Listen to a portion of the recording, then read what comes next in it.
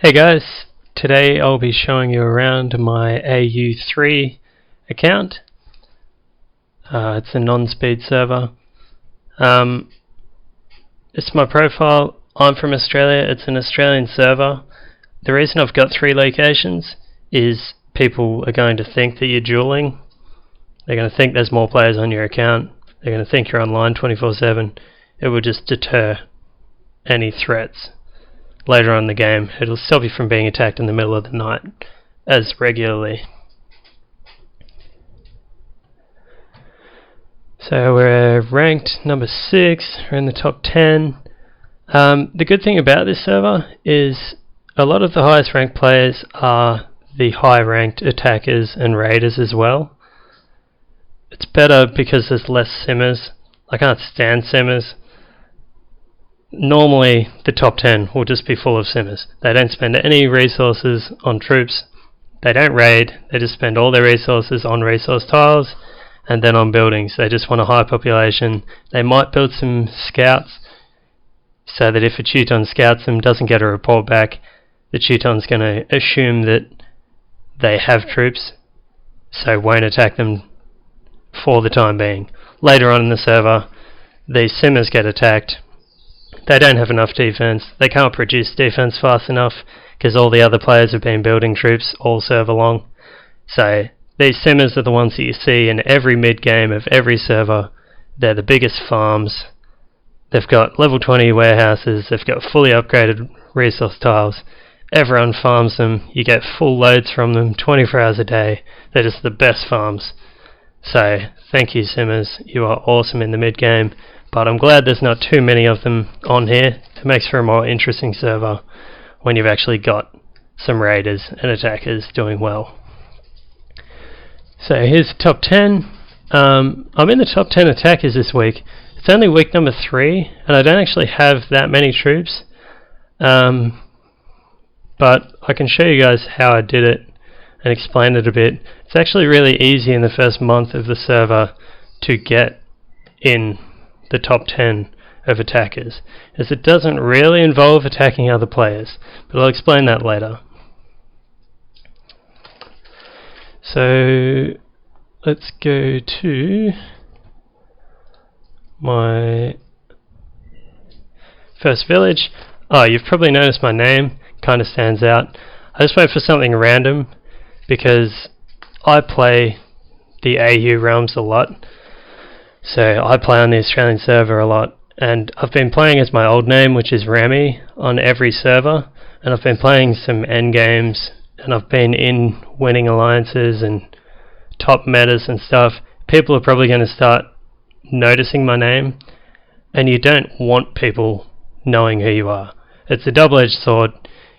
You'll have more friends, and people that liked you last server will be friends with you this time, and you'll generally get more respect. But anyone that's aggressive in your area that recognizes you as a threat will try to take you out as early as possible. So you don't want to be known. Just have a fresh start on a fresh server. The only person that needs to know your past experience is the alliance leader to the alliance that you're joining. Everyone else, you're just a new, boring player. So I'll show you the map. This is my starting location. As you can see, I'm pretty close to the grey zone. This is because in the first minute of the registration being open, that's when I registered. So I've got some pretty big Teutons around me, and this was a bit worrying at the start.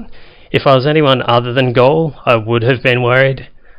It's not so bad as Gaul because you've got your big crannies, so they're not going to get resources off you anyway, and you've got phalanx, which are really cheap to produce, and you've got your trappers, and the trappers are the biggest thing.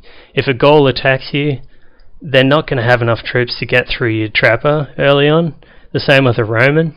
Teutons will, because they've got so many club swingers, but if you've got 100 traps and they've got 150 clubs, and you've got some phalanx, and you've got good crannies, they're going to lose 100 troops in the traps, then their 50 clubs have to fight your phalanx, so lots of their clubs will die, and then the ones that survive are going to come home with empty bags because of your good crannies. So it's not worth the risk for a Teuton to attack you if you're a big Gaul player early on.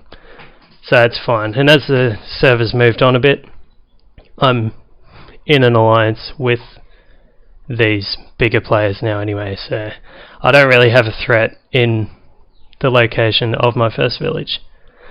We'll go back to the village. My resource tiles are pretty high. This is only the start of week 3 and I've already got level 10 tiles, which is pretty uncommon. The reason I could do this is I haven't really had to feed my second village that much. My second village is a cropper, but it's a 9 cropper. The reason it is a 9 cropper is it's only an hour and 15 minutes away from my first village, which is awesome at the start when you need to feed it. But I only had to feed it a few loads to get it developed, to get some resource tiles, to get the warehouse and granary up, to get the stables to start producing TTs to raid with. So it's perfect. You only need enough resources to have a constant supply of raiding troops going in your cropper early on. And I've got enough resources from the tiles and from raiding that this is completely self-sufficient now. So I can focus on upgrading the tiles in my first village completely, upgrading all of the production buildings, which I've almost done. Then I'll just upgrade the marketplace, get the trade warehouse, ship every single resource that this produces. Every single resource will be going into my cropper. So it's good to have gold club for that. I'll show you. So you just set up your trade routes. I don't have any because, like I said, I'm not even feeding my cropper. It's self-sufficient. Just set your trade routes for the amount that you produce every hour. Set them going every hour. So you don't want a single resource in this village. You just want it going to your cropper.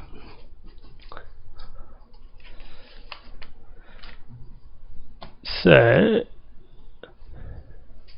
this is the map surrounding my cropper. As you can see, it's 150%. This means that if I got a 15 cropper and it had a 50% oasis, this one with 150% oasis, it's only producing about 20k crop less at level 15 tiles than the 15 cropper was.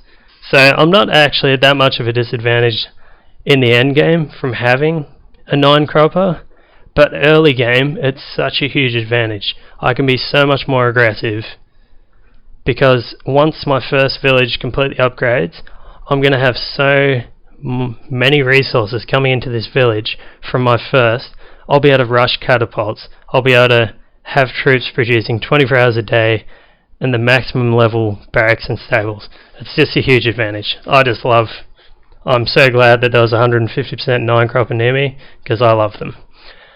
So this is my area. Everyone around me I'm currently farming. These are all new villages. They're in beginner's protection. As soon as they come out, I'll be clearing them and farming them. The players that are around that are a little bit bigger, you need to take note of them. So I've got them in my farm list, not as farming them, but as a catapult symbol.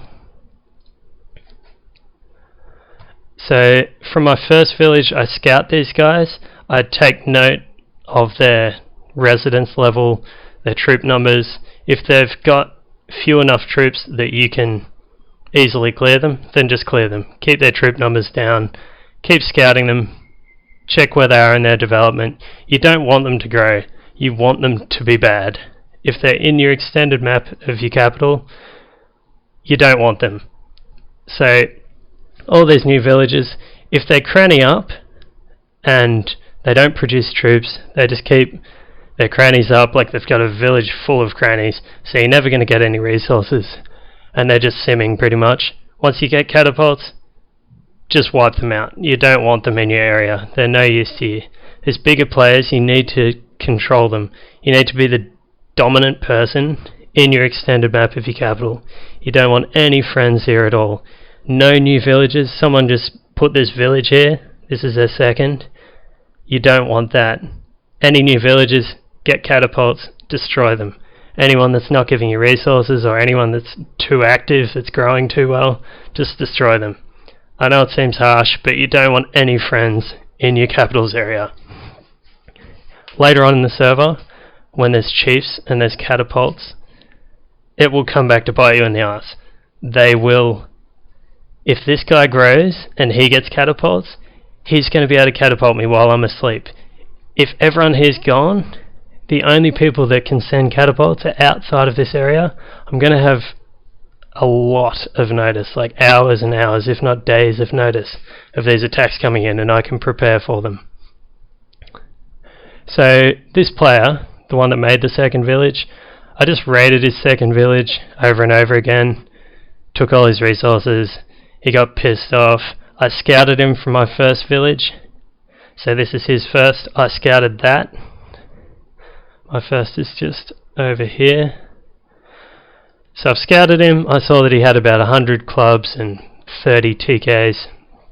So I got up in the middle of the night. I've got lots of TTs. I raided him with my TTs and my hero. It's only 20 minutes travel time because the TTs are so fast. And I killed his clubs, I killed his TKs.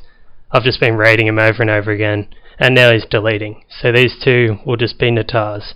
And that's what you want. You want as many Natars, you want players deleting around you as possible.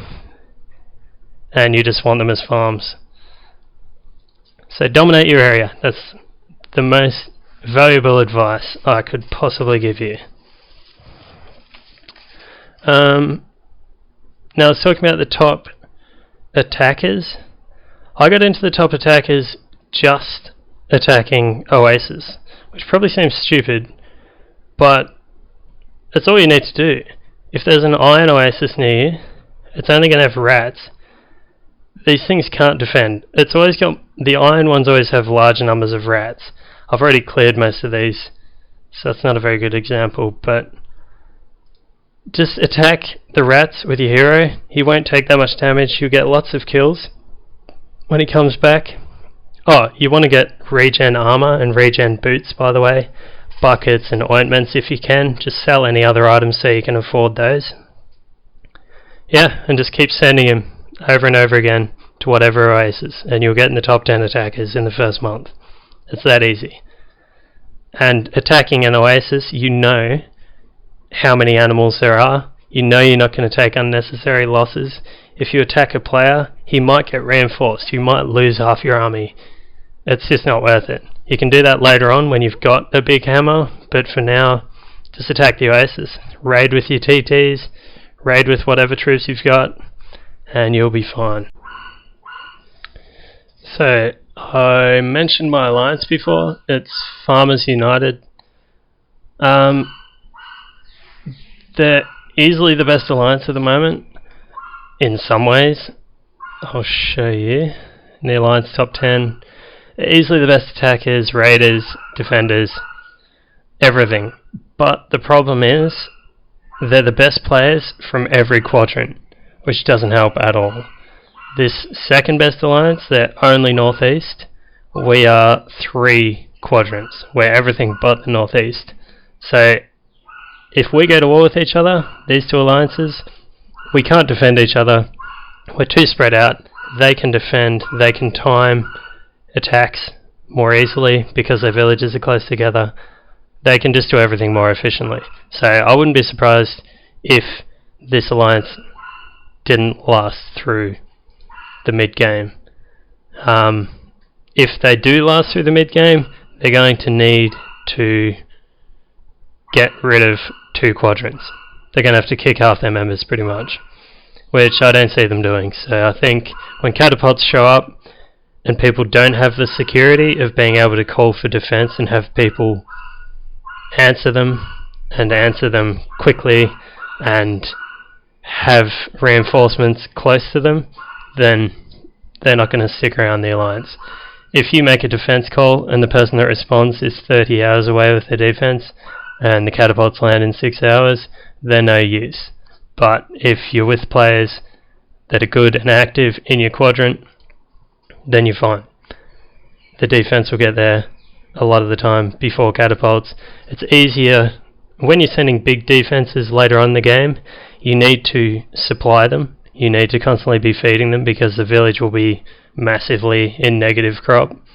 So everything from sending the defense to keeping them fed so they don't die, it's just so much easier if the members are close to you. So the only reason I'm in this alliance is I'm in the southwest, and southwest is notoriously quiet on a lot of servers, and there's just no decent alliances that I want to join in this quadrant. Hopefully one shows up, because at the moment the alliances in this quadrant, I am currently farming a lot of their members anyway, so not really the sort of people I want to join. Hopefully a section of FU will be in the southwest, like the people near me. We could make, well, I don't want to be an alliance leader, but we could all be in an alliance and have any good players from our quadrant, and then we'd be fine. But as the current setup goes, I don't see it happening.